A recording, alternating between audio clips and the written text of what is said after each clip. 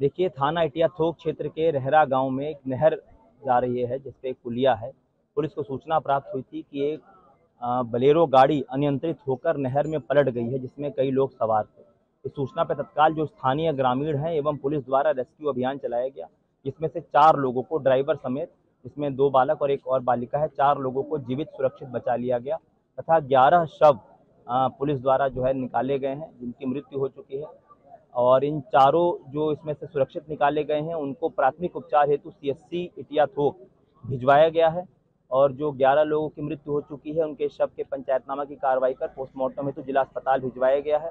घटना का तत्काल संज्ञान लेते हुए मुख्यमंत्री कार्यालय से तत्काल सभी उच्चाधिकारियों को, प्रशासनिक अधिकारियों को मौके पर पहुंचकर राहत एवं बचाव कार्य हेतु निर्देशित किया गया है। जो मेडिकल सुविधाएं हैं सीएमओ के माध्यम से तत्काल उनको मुहैया कराने के लिए सबको निर्देशित कर मौके पर भेजा गया है और उनको उचित सहायता राशि प्रदान करने की भी घोषणा की गई है।